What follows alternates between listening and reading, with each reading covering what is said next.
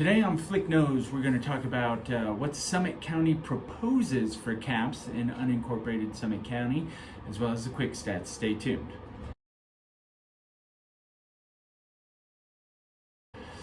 Hey everybody, thanks for tuning in for another episode of Flick Knows here. We're going to go run through the quick stats real quick. I like to say that, right? And then go through what the Summit County commissioners are proposing for unincorporated Summit County. And that just, nothing's decided yet, but this is what we're proposing. The moratorium is up in February, and so we're anticipating that they'll have everything buttoned up by then. But it gives us some good insight into, the direction that they're heading. So quick stats, new listings, we got 23 in the last 7 days, pending 18, sold in the last 7 days, we've got 22 sold, ranging from 230,000 to 3.5 million. So kind of all over the place there, and everything in between. And price reduced, we're looking at 23 price reduced. Active listings, October of 22, we ended with 808. November of 21, so a year ago, we ended with 653. We're only 100 above that right now at 753 active listings, of which 323 of those are not pending. So, demand, supply, demand, right? Supply is still pretty low historically here with 753. I think that's really just with what's coming to market and the number of buyers in the market right now. Sellers are a little bit apprehensive to come to the market in today's market. They'd like to wait until there's a little bit more certainty, both with short-term rentals as well as interest rates and kind of the economy, if you will.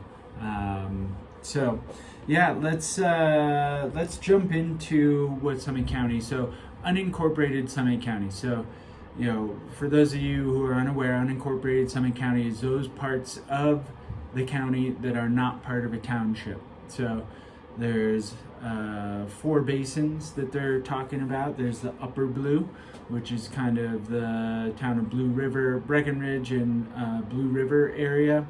There is the 10-mile basin, which is the Frisco area. There's the Lower Blue, which is Silverthorne area, and then the Snake River Basin, which is kind of Dillon over towards Keystone. There is the town of Blue River, so it does not include that. There's the town of Breckenridge, does not include that. The town of Frisco does not include that. Town of Silverthorne, and town of Dillon. Now that we've got that kind of squared away, there's a couple areas that are excluded from this designated resort zones, which is going to be Keystone and Copper Mountain. Those are both designated resort zones. They were always built as short-term rentals. There are no restrictions as far as the county is concerned on those short-term rentals there. So now we've got the other areas, right? And what they're proposing is a cap based on the percentage of properties that exist in the area. So the cap on short-term rentals in the Snake River Basin, which does not include Keystone, but is that kind of Dillon, so really Summit Cove area, they're proposing 5%. 10 Mile, which is the Frisco area, they're proposing 6% of available units. And then you've got the Upper Blue, which is really mostly, I guess most of it's up Boreas Pass. You're outside of the town of Breckenridge if you're up Boreas Pass on the far side of the hill from Breckenridge Mountain. But there's also Blue River. So there is a town of Blue River, but outside of the town of Blue River on both sides of the valley, there's a lot of unincorporated areas.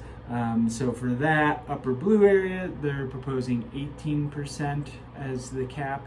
And then for the Lower Blue area, which is that Silverthorne area, and predominantly the Wilderness area, kind of up behind the Lowe's as you head up there, and they're proposing a 15% cap there. So that's kind of the direction we're heading right now.